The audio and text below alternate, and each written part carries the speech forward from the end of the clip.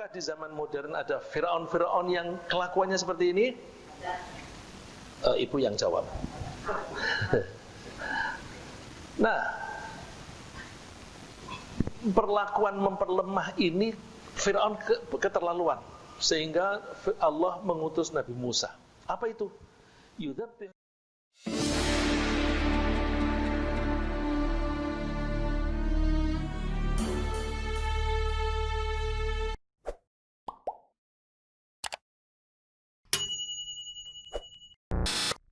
Apakah di zaman modern ada Firaun-Firaun yang kelakuannya seperti ini? Ibu yang jawab. Nah, perlakuan memperlemah ini Firaun keterlaluan, sehingga Allah mengutus Nabi Musa. Apa itu? Yudzabbihu abna'ahum. Bayi-bayi kalau lahir laki-laki disembelih, dibunuh hidup-hidup. Wa yastahi nisa'akum, kalau anaknya perempuan boleh hidup. Karena apa? Dikhawatirkan kalau orang-orang kelompok yang dimarginalkan ini nanti ada dendam. Nanti bayi-bayi ini akan menjadi dewasa dan menjadi orang-orang yang kuat, pemuda-pemuda yang kuat, maka mereka punya potensi untuk berontak. Sebelum mereka bisa berontak, sembelih aja dulu. Nah, ini kepemimpinan yang buruk. Maka kalau kita mengatakan qul a'udzu birabbil falaq min syarri ma khalaq, Tuhan, Engkau yang mengatur pembelahan, lindungilah kami dari sisi buruknya apapun yang Engkau ciptakan. Kepemimpinan itu ciptaan Allah. Dari ciptaan Allah berupa kepemimpinan, di situ ada baik dan ada buruk. Maka kita hati-hati, ya, hati-hati, jangan sampai kita kena sisi buruknya. Berdoa saja tidak cukup, kita berusaha. Misalnya gini, saya ini ngomong kepemimpinan nih, kalau saya menyebut secara eksplisit, ini contohnya, saya akan dituntut. Buktinya mana? Kalau tidak ada bukti berarti kamu mau fitnah, maka saya bisa masuk penjara. Jadi, ya udah, aku harus hati-hati. Saya lebih aman mengambil contoh Firaun. Ya. Terus, ada sisi buruk lain lagi, harta. Harta itu bagus apa jelek? Bagus dong. Bapak bisa nggak pergi datang ke pengajian ini kalau tidak mengeluarkan duit? Bisa nggak? Tadi naik apa? Bajai, bayar nggak? Bayar. Betul? Yang jalan kaki pakai baju nggak? Bajunya bayar nggak? Jadi duit itu sangat diperlukan. Kita bisa nggak sholat tanpa menutup aurat? Pakai biaya nggak? Pakai. Apalagi pergi haji. Jadi duit itu penting. Tapi hati-hati ya, duit itu bisa membuat kita lengah. Oleh karena itu, kita mohon kepada Allah, lindungilah sisi buruknya duit. Ya. Saya senang duit, tapi senang untuk menunjang ibadah. Yang tidak menunjang ibadah atau yang membelokkan, ya Allah, lindungilah kami dari itu.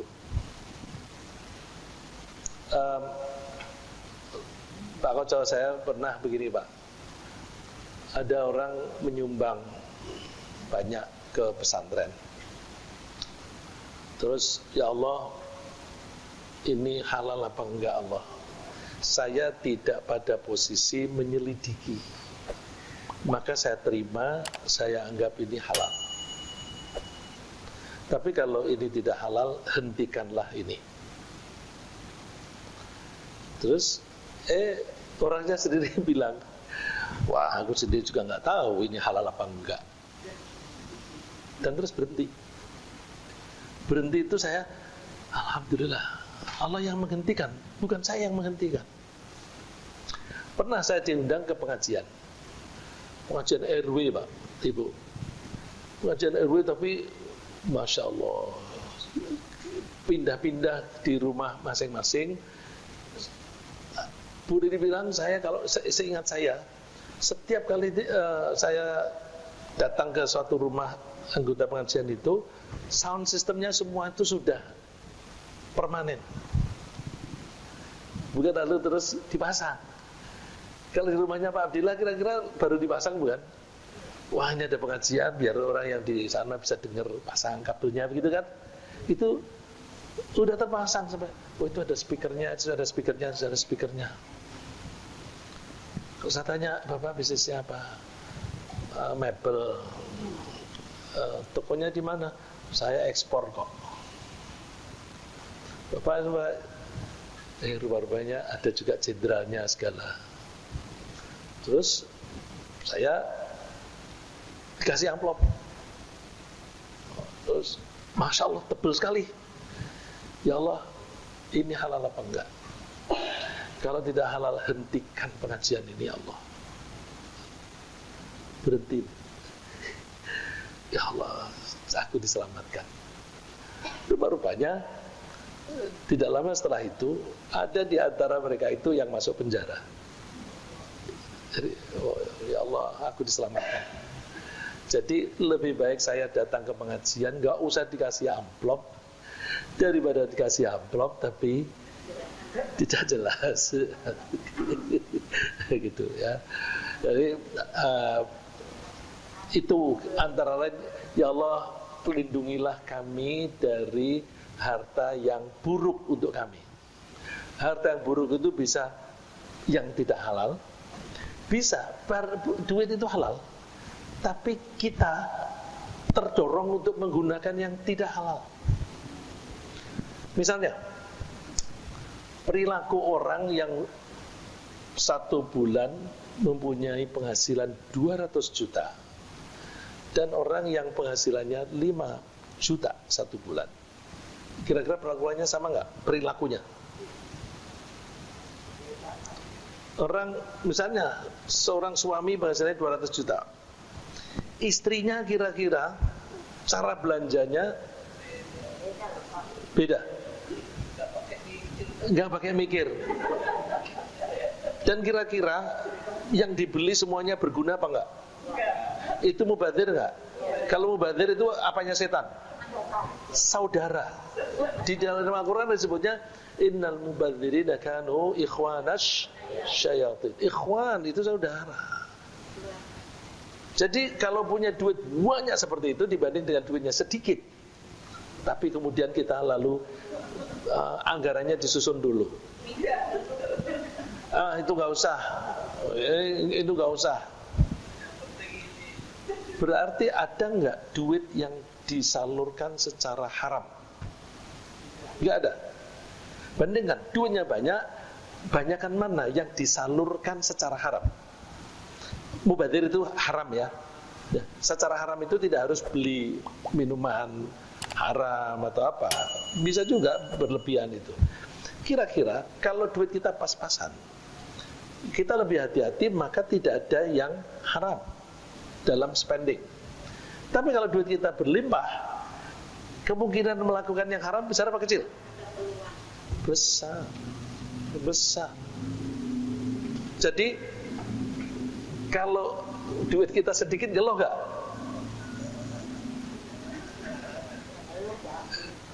Sedikit tapi cukup. Geloh gak? Enggak. Ya, saya kasih ayatnya. Coba dilihat di surat 42 Asy-Syura ayat 27.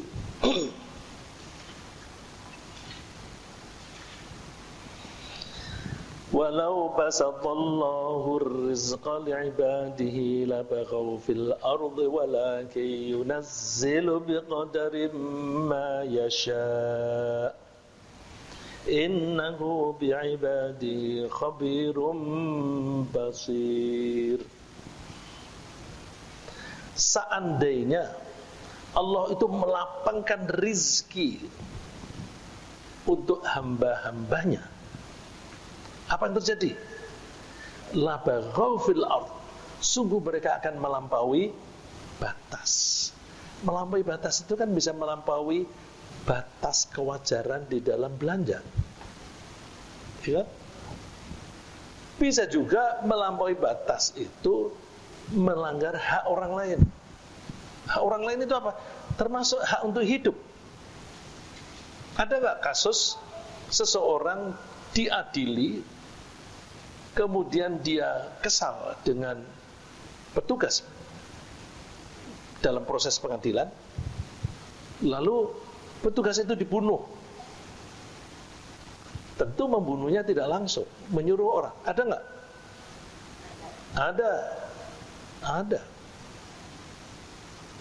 Nah, itu kan berarti kekayaannya dia membuat dia melampaui batas. Jadi kalau kita melihat harta, jangan hanya kita lihat materinya, tapi kita lihat sisi yang bukan materi. Misalnya penggunaannya, semangat menggunakannya. Terus misalnya lagi, biasanya orang yang duitnya banyak dan orang yang duitnya sedikit, mana lebih sibuk? Biasanya, tidak selalu ya. Biasanya orang yang duitnya banyak dan yang sedikit, mana lebih sibuk? Banyak. Kalau lebih sibuk, maka kira-kira kemungkinan di masjid, kemungkinan ngaji besar apa kecil? Kecil. Orang bisanya duitnya banyak itu kan berarti dia pekerjaannya banyak, ya, karena pekerjaannya banyak. Oh enggak, dia hanya di rumah aja, dia hanya ngatur. Ngatur itu pikirannya, misalnya, oh ini harga ini naik, ini harga ini turun. Nah, coba ini beli ini aja. Dan tidak mau rugi kan? Tapi meleset banyak. Misalnya gini, begitu ada COVID, harga masker mahal apa murah? Mahal. Karena harganya mahal, orang lalu melihat, wah, aku kalau bisa mendapatkan masker, aku jual, keuntungannya besar. Terus beli banyak. Rupa-rupanya yang mempunyai keinginan ini banyak. Wow, terus order. Karena yang berjualan ini banyak, akhirnya over supply. Karena over supply harganya turun. Padahal waktu dia beli harganya tinggi. Untung apa rugi? Rugi. Banyak orang jeblok gara-gara masker. Yang untung orang yang mulai dari dulu memang bisnisnya masker. Karena bisnisnya masker, dia sudah dapat supply yang rutin dengan harga yang wajar. Begitu harganya naik, dia naikin, dia dapat untung banyak. Orang kepengin ingin nimbrung, kemudian ikut-ikutan beli dari orang kedua ini tadi. Jadi mata rantainya sudah di bawah, harganya sudah tinggi. Ketika oversupply, harganya turun. Nah, itu ekonomi itu seperti itu, ya. Ekonomi itu seperti itu. Ketika ekonomi tumbuh, terus orang melihat, wah, ini kalau aku masuk di sektor ini untungnya besar, masuk. Rupa-rupanya orang yang menganalisa seperti itu tuh banyak. Karena banyak, wah, beli atau masuk ke bisnis ini. Karena pabriknya dibikin banyak, kemudian satu saat mulai produksi bareng, bos. Lo banjir barang. Jadinya apa? Harganya anjlok. Itulah yang seringkali kita sebut krisis ekonomi. Ya, ekonomi itu kadang-kadang tumbuhnya kadang-kadang kenceng. Hati-hati ya, kalau sudah kenceng nanti satu saat akan tiba-tiba jatuh. Kecepatan naik dan kecepatan turun, kecepatan mana? Ya, kalau naik itu gini, nanti ketika turun, jegluk, ya, jegluk, itu siklus. Ini siklus. Ini biasa terjadi. Kalau terjadi tiba-tiba anjlok, itu bencana bukan? Bencana secara ekonomi. Salah siapa? Salah Allah atau salah kita? Kita manusia maksudnya. Manusia, kenapa kamu salah hitung? Ya, habis gimana? Aku nggak ngerti. Aku kirain tidak banyak yang membuat pabrik yang sama. Itu baru banyak. Aku bikin, sana bikin, sana bikin, saya bikin. Nah, salah kamu nggak belajar. Gitu kan? Orang semacam itu kadang-kadang nyalahkan Allah. Ya Allah, kenapa sih engkau bikin krisis? Salah siapa? Salahmu sendiri. Oleh karena itu, kita juga minta kepada Allah supaya dilindungi dari sisi buruknya kecerdasan kita. Ya, kita punya kecerdasan. Nah, kecerdasan itu kadang-kadang dipakai untuk menipu. Bisa nggak orang menipu kalau tidak cerdas? Orang yang menipu dan yang ditipu, biasanya pinteran yang menipu apa yang ditipu? Menipu. Kalau ada terjadi, ada orang yang merasa pinter, lalu menipu orang. Ternyata ini tidak sebodoh ini. Dia lebih pinter. Berhasil nggak dia menipu? Enggak. Jadi orang menipu, itu ada unsur sombong. Merasa lebih pinter daripada orang lain. Oleh karena itu, jangan buru-buru bangga dengan kecerdasan. Hati-hati ya. Menipu itu hanya bisa dengan menggunakan akal yang ada di sini, bukan yang ada di sini. Ya. Yang di sini hati. Maka besok orang yang suka bohong itu diseret, yang dipegangnya apanya? Ubun-ubunnya. Rambutnya diubur-ubur, pegang. Terus yang malaikat yang satu megang ubun-ubunnya, yang satu megang kakinya. Terus dilempar mus ke neraka. Kenapa kaki yang dipegang? Umumnya orang melakukan kejahatan menggunakan kaki nggak? Jalan sana kemari kan, kita baru merasa kalau suatu saat sakit lutut atau kaki. Oh, ternyata kegunaan kaki ini banyak ya. Aku mau ngambil minum aja, aduh pakai kaki.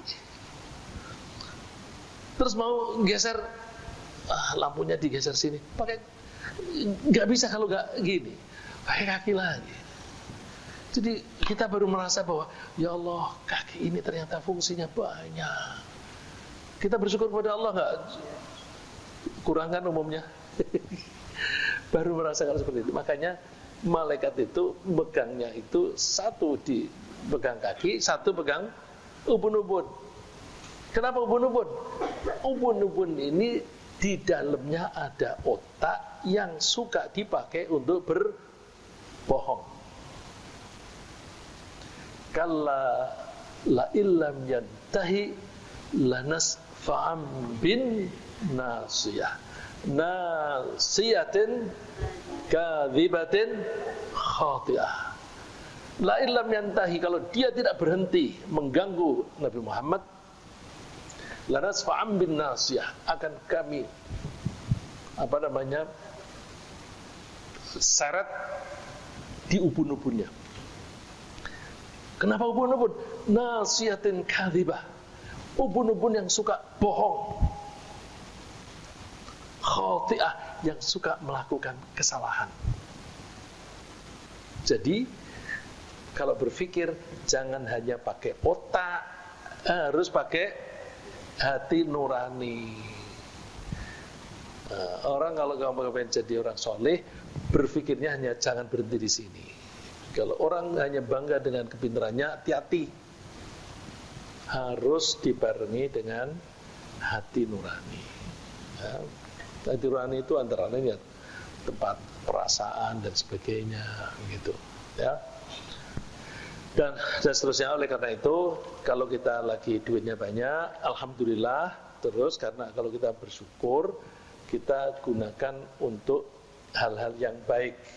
Kita mohon kepada Allah supaya tidak memperoleh sisi buruknya.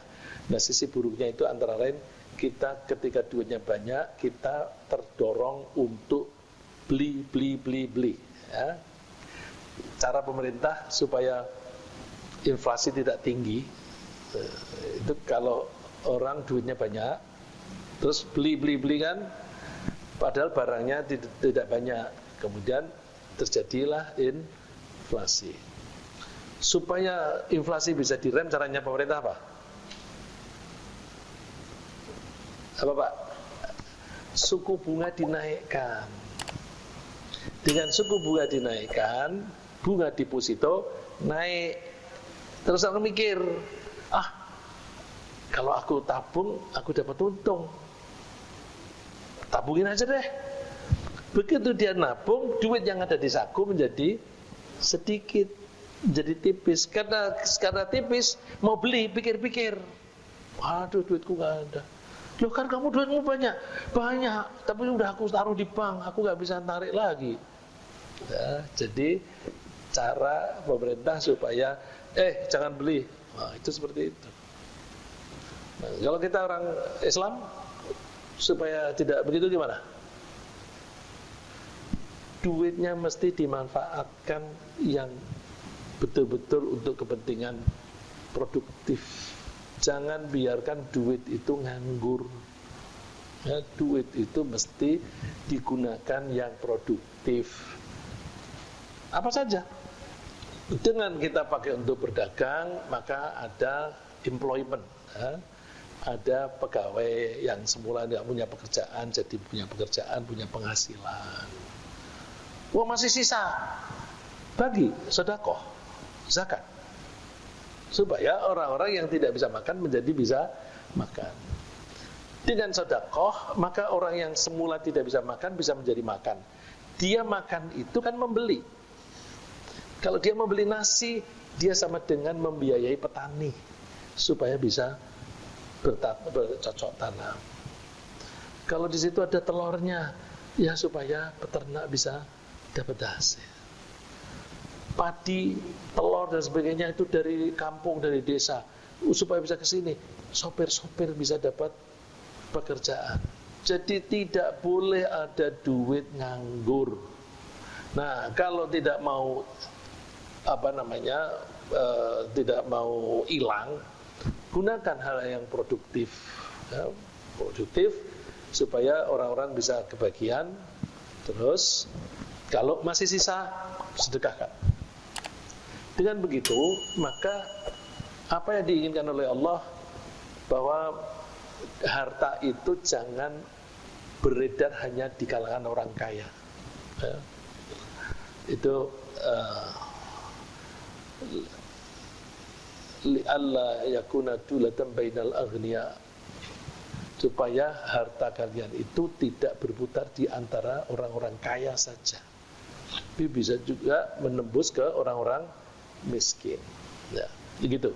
Jadi kalau begitu, Covid baik apa buruk? Ada baiknya, ada buruknya. Wah, dengan ada Covid penghasilanku turun. Ketika kita penghasilannya turun, baik apa buruk? Ada baiknya, ada buruknya. Coba dengan adanya Covid, kegiatan kurang, karena kegiatan kurang berarti penghasilan kita kurang. Tapi karena kegiatan kurang, kita sempat ngaji. Betul? Jadi melihat jangan hanya yang materialistik saja. Ya alhamdulillah. Orang yang masih aktif kerja, duitnya biasanya banyakkan mana dibanding orang yang pensiun? Yang masih aktif. Ketika masih aktif kerja, sempat ngaji nggak? Setelah pensiun? Jadi alhamdulillah aku sudah pensiun. Ya, pensiun kan duitnya sedikit, nggak apa-apa. Aku kan masih cukup. Enak. Orang bilang, aku dulu penghasilannya 10 juta, tiba-tiba tinggal 2 juta. Oh, melihatnya jangan hanya begitu. 10 menjadi 2 memang angkanya 2 lebih kecil. Coba, ketika kamu mendapatkan 10 juta, kamu harus bekerja sehari berapa jam? Kerjanya 8 jam. Perjalanannya di Jakarta? Anggaplah 1 jam pulang, berangkatnya 1 jam, pulangnya 1 jam. Jadi 10 jam. Dengan 10 jam sehari, kita 1 bulannya dapat 10 juta. Ketika pensiun, kerja kita berapa jam? 0 jam. 0 jam dapat 2 juta. Banding 0 jam dengan 2 juta. Dibanding dengan 10 jam, 10 jam dengan 10 juta. Perbandingannya besaran mana? Besaran pensiun kan? Itu kok ngeluh? Kok ngeluh? Nah, kalau kurang banyak berarti ada apa itu? Kalau sudah cukup kok kurang banyak, itu semangatnya apa itu? Kurang bersyukur. Ya, padahal kurang bersyukur tempatnya di mana? Surga apa neraka? Neraka. Alhamdulillah aku diselamatkan oleh Allah dari neraka, supaya aku bisa bersyukur. Alhamdulillah. Ya, kira-kira begitu Pak Koco ya. Jadi saking saya suka sama Pak Koco, saya nyebutnya Pak Koco gitu.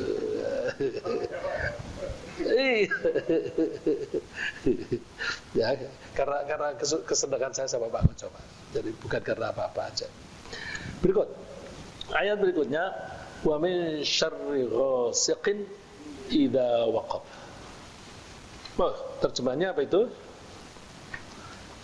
Dan mohon perlindungan dari apa?